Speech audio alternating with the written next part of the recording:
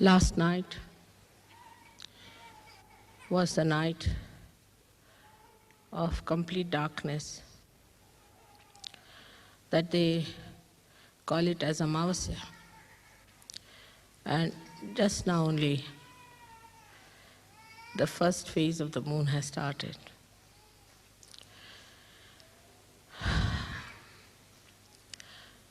Today we are here to celebrate the day when Sahasrara was opened out. Also, you have seen in the photograph, it was actually a photograph of my brain which showed how the Sahasrara was opened out. The light of now could be photographed. It's something great these modern times have done. So the modern times have brought a lot of things which can prove the existence of the divine. Also, it can prove about me. It can convince you what I am. This is very important because in the modern times, this advent has to be recognized, has to be fully recognized. This is one of the conditions for all the Sahajogis. Now let's see what's happening in the modern times, in the brains of the people. In the brains of the people today, if you see, there is an attack on the Sahasrara. There has been an attack since long, but in the modern times is the worst time. That they are trying to make the limbic area very insensitive.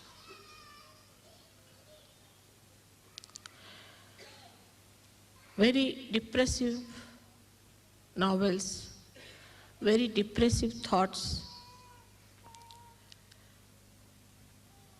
and very depressive music, you can say like Greek tragedy nonsense. All these things came from the medieval period till we should say this new age has started. That one itself was no good for our limbic area. That made us very depressive. We took to alcoholism to escape from the so-called miseries. But then came this modern age, in which people became overactive. Overactivity started. With that, the brain also became overactive. In addition to the dullness before, it's gone to the other extreme of overactivity. So to dull it again, they took to drugs. They took to very horrible music. That's how they made this limbic area very, very insensitive. So a drug which was just a stimulus to begin with was to be taken in greater quantity. Later on, they had to take the drugs which were of a much more severe nature. Went on like that, and now we know that this drug is the only way people think they can survive. Why? Because of the tension they talk of. In the modern times, we have something called tensions. It was never there before. People never talked of their tensions. Now everybody says, I'm in a tension.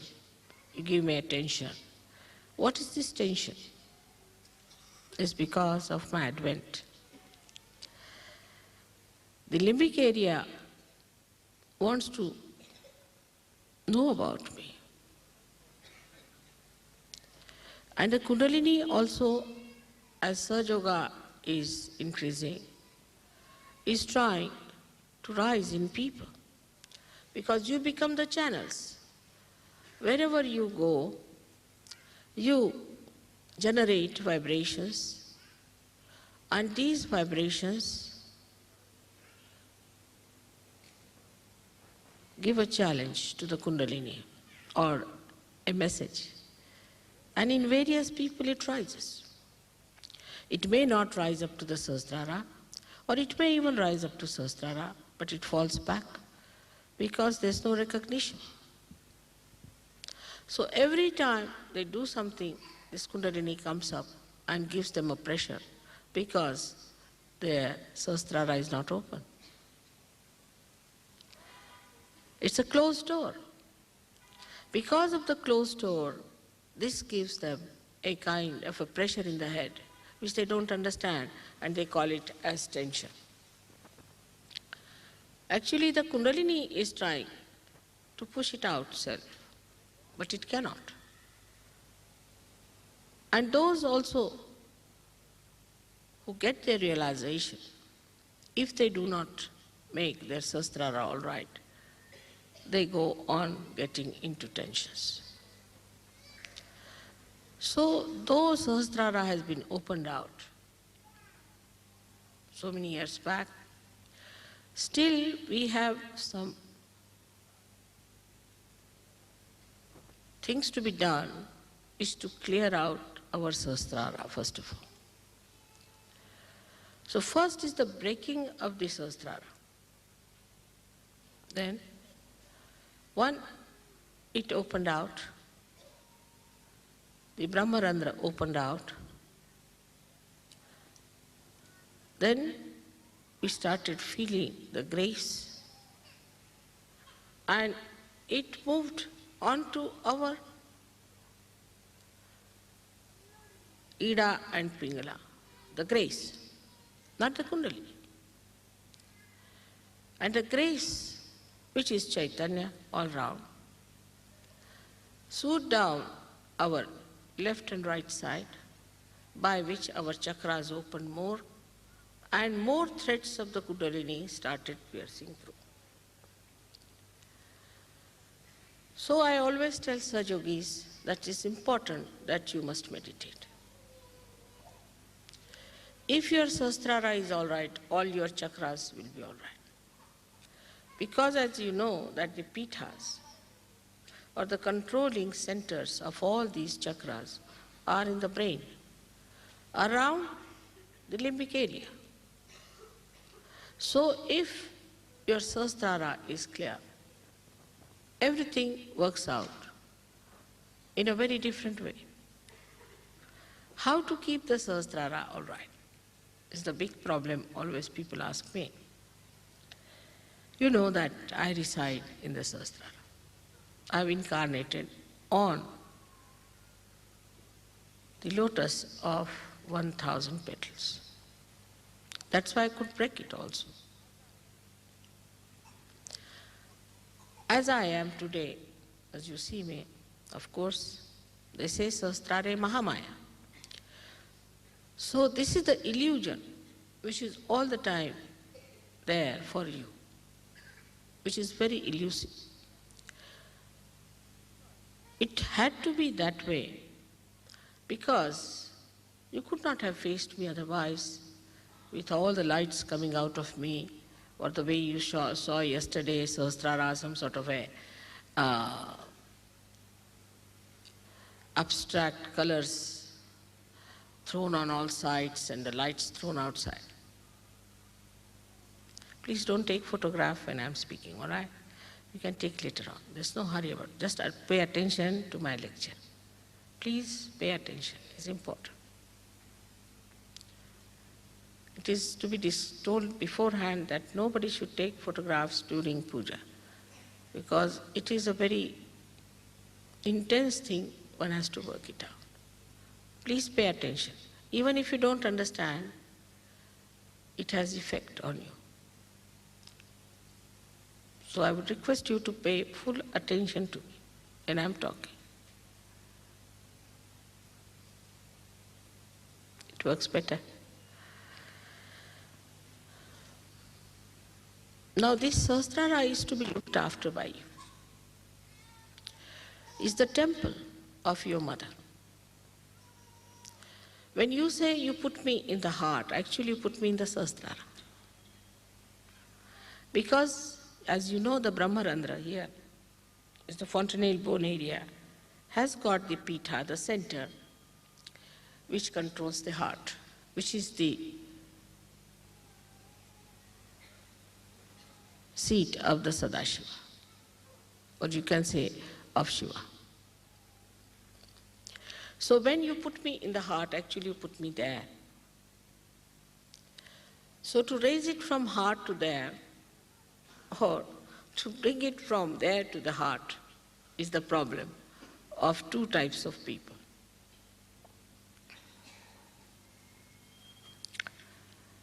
Some people who are sensitive in their heart,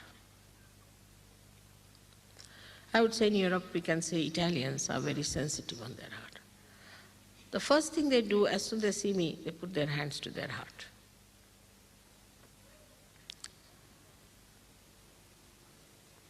And that is what it is, that if you try to feel me in your heart, to begin with, it's much easier. To feel me in your heart. Now you might say how to do it.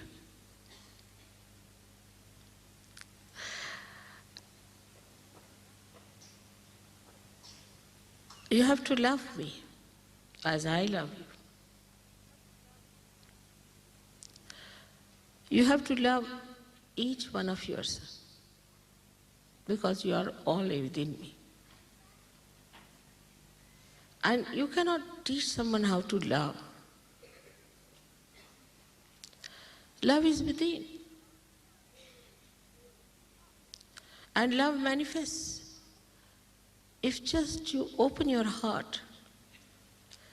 Now what stops it? We should examine that. Firstly, the conditioning. In the West, see, to express your love is regarded sinful, actually. It takes them time to say, I love you. But I hate you, even a child would go on saying, I hate you, I hate you, I hate you. But to hate someone is sinful. To anyone, to hate is sinful. So to say that I hate you is a sinful act. So what one has to do is to say, go on saying, I love you.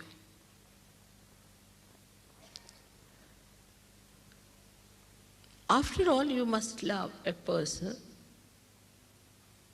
who is so dear to you. Anyone who has done something good for you, you love that person. But if the Adi Shakti herself has given you the rebirth, it should be the easiest thing to love.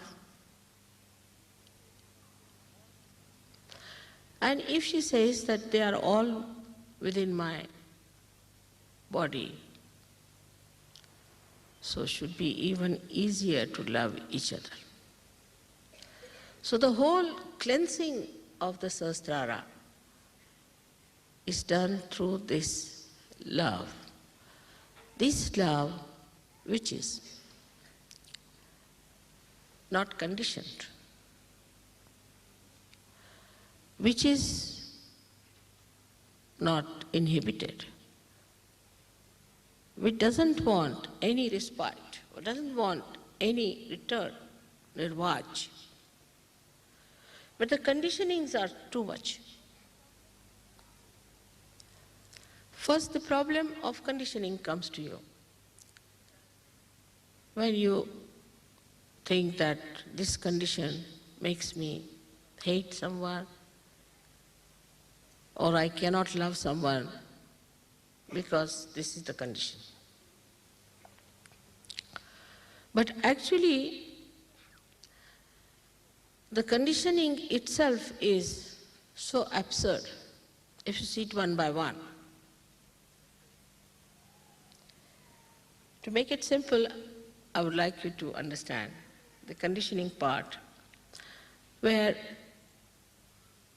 I read once an article, interesting one, who killed the romance? So he said that the hairdressers. I was wondering how is he connecting romance with the hairdressers? Because people used to go to a hairdresser, and one, say, hairdressing was liked by a person. So he would say that, I love that hairdressing. Now supposing his fiancée or his wife wore another type of hairdressing, because every day new things happen, then immediately the husband would say, oh, I hate you because of your hairdressing. Because he loves one type of hairdress, that's why he loves. Otherwise, if you have another hairdress, you hate it. I don't like it. To say that I don't like it and I like it itself is a sign that the conditioning is too much. You make a proper hairdress and you dress up properly and you come out, and then suddenly people say, oh, I hate it. Who are you? What right we have got to say that to anyone? You are not a judge appointed by any law courts. So why do we say? To hurt someone, to say, I hate it. On the contrary, you must say that, all right, I like this, but you could do better. That's the sign of love, where you want a person to be dressed up in a way that is appealing. But this is on a very, very baser level we see people. Then we go further to see a person, how intelligent he is, how smart he is, how charismatic he is, how charming, that's another word which is very elusive, is. These are also kind of conditionings of the mind, that you think that a particular style of a person is a lovable person, that you love that person. It's so much outside. Or some people actually do not love, but show they love because somebody has more money. The money he is not going to part with, no doubt. But you love that person because he has more money. Or he has a better car, or he is better dressed, whatever it is. So this kind of a idea one has also is a killer of love. If love is killed, joy is lost. You cannot have joy without love. I say joy and love both are just the same.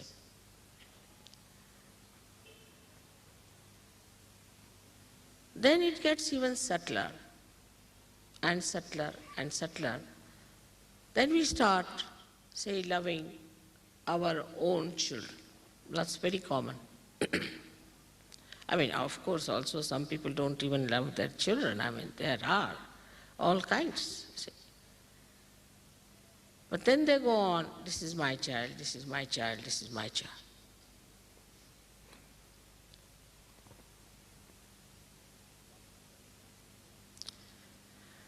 That again is the death of love. As I told you before, the sap of the tree rises, goes to every fruit, goes to every leaf, goes to every part, and comes back. It's not attached. If you are attached to one, part or to one flower because it is more beautiful, then the tree will die and the flower will also die. So that's the death of the love. So you have to have love which doesn't get entangled or attached. Every time I tell like this, they say how to do it. The love of the Spirit is of that kind. Love of conditioned mind is different. A conditioned mind can love in a limited way because it is conditioned. Then the greatest enemy of love is ego within us, which is like a balloon on top of our head. And this ego gives us a very big tension. The conditioning, of course, like they see, say for example, they see a carpet. Now it is according to their conditioning is not good. So they say, oh, what a carpet it is, or something. This kind of conditioning of very low level. And the higher level at the most is that you love your own country. So my country is the best. Whether it is killing people, whether it is destroying the world peace, it's all right because I belong to a particular country, so it's the best. We can never criticize our country and countrymen. It goes on subtler and subtler, but on the intelligence side, it is even worse. Because intelligently, if you have understood that something is good, then nobody can save you.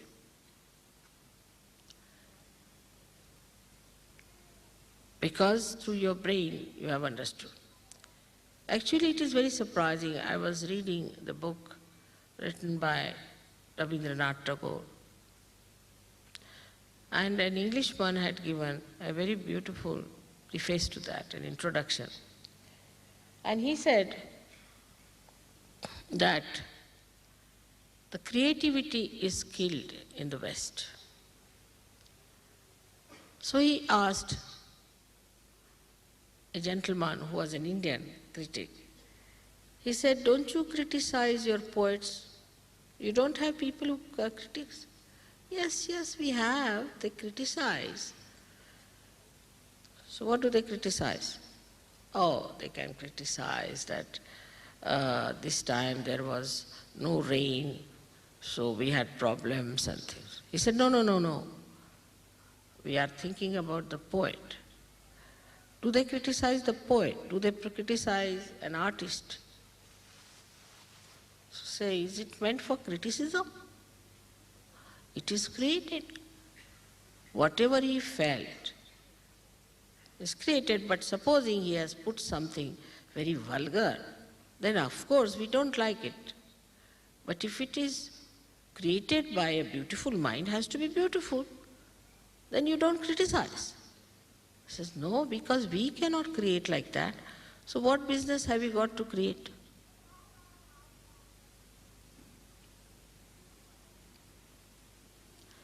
This is how intelligently what we have done. We have norms about everything, about art, about every creation.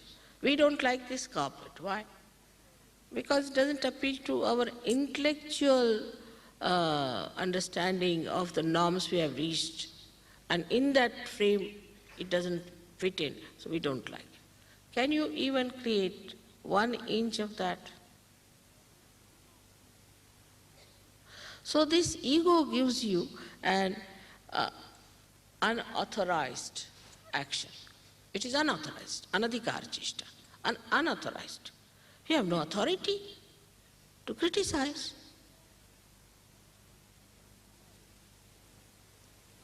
You can't do anything.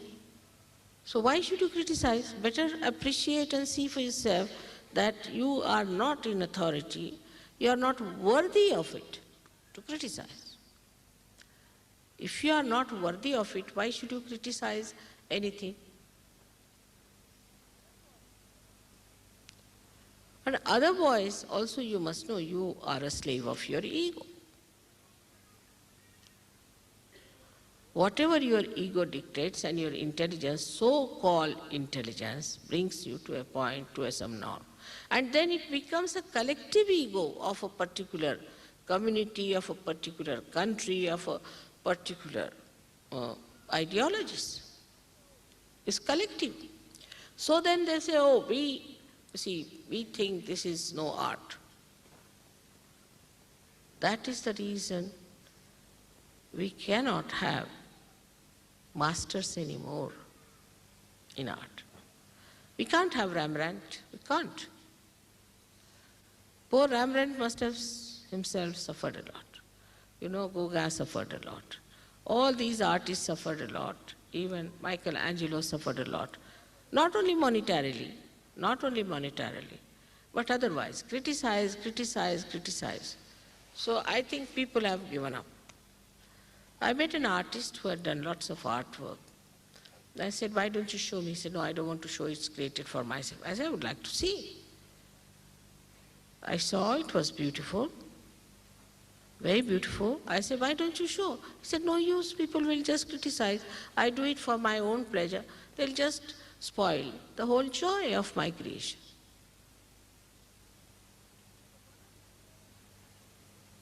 So one of the basic things we should avoid is to criticize others. Better to criticize yourself. Criticize yourself, criticize your brothers and sisters, criticize your country, criticize all the habits you have and laugh at yourself is the best way. If you know how to laugh at yourself, then you will not object or will not stand in the way of any creativity of another person. So with ego, you become so unauthorized. You can criticize anything. You think you have a right. Who has given you this right to criticize is the question one should ask to oneself. How can we criticize anyone? As saints, as you are now, of course, you can make out who is caught up, who has given bad vibrations, who has the problem. You know that. You know it. It's not conditioning.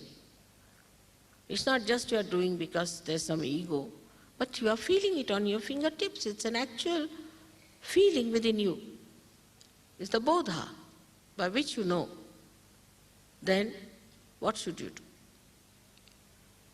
In your love, you have to tell the person, if possible, that this is wrong with you, better be corrected. But in a way that he does it. On the contrary, if you tell him in a way that he becomes even worse than what it is, you have not loved that person at all. Allow everybody to grow.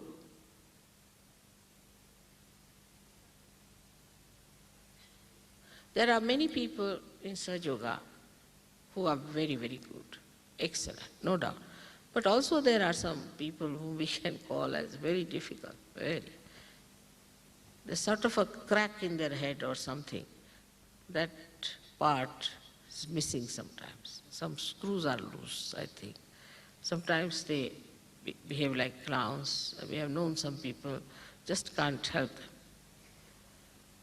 They could be very intelligent otherwise. They could be very sharp otherwise. But in Sahaja Yoga, they cannot come down to that level where you can say now the growth is possible. Supposing the Mother Earth was very hot like sun, there would have been no growth. Or it was cold like moon, there would have been no growth. It had to come to the center where it had both the things in proper proportions to grow. In the same way, a human being has to work out that you keep a moderation and a balance and understand not to go to extremes of anything. That balance you learn when you love someone. In Sahaja Yoga, as you know, that we have to ask some people to leave Sahaja Yoga. This is out of love for them. Because once they go out, they improve. I have seen them tremendously improve.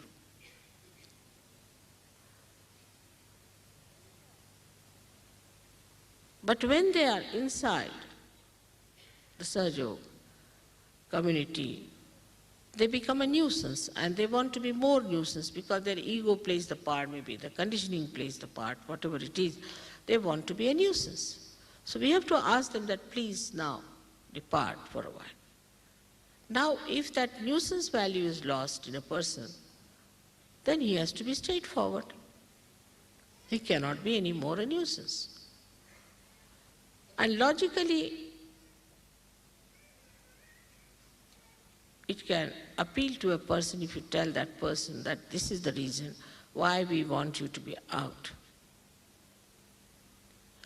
But they can be very disgustingly troublesome, I know that.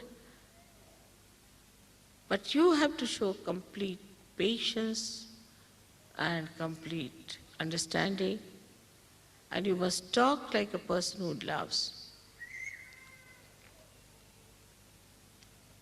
Love has such a power that nobody wants to do something that will suggest that they don't love.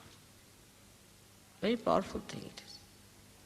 It binds people in such a beautiful manner that one wants to do something. For example, you want to give me flower because you know I love flowers. So you want to give me flower to suggest that, Mother, we love you. See, just to such, I know you love me, but you just want to sort of reinforce it, the thought in me. So you want to give me a flower to show your love, an expression of your inner feeling for me. So all these material things can be used to express your love. They can be very easily expressed in such a manner that another person knows what is love. But the whole power of Sahasrara is love. So, if you see that this brain has to love. Brain has to love. After now verifying the powers of Sahaja Yoga, through your brain and intelligence, if you reach a point where you understand that no, it's no use analyzing, synthesizing, doing all these things. It's just love, a simple love. So the same Sahasrara which has been used before, this brain, for analyzing, for criticizing, for doing all kinds of nonsensical things, now wants to love and enjoy the love. And there is the culmination, where the brain just loves. That is the situation one has to reach. It just loves. It knows only love because it has seen the power of love. You reach a certain logical conclusion, and then you see the point, like Adi Shankara wrote so many things like Viveka Chudamani, this, that, and all those treatises, and then he gives up. He said, no, nothing. He just writes the praise of the mother, finished.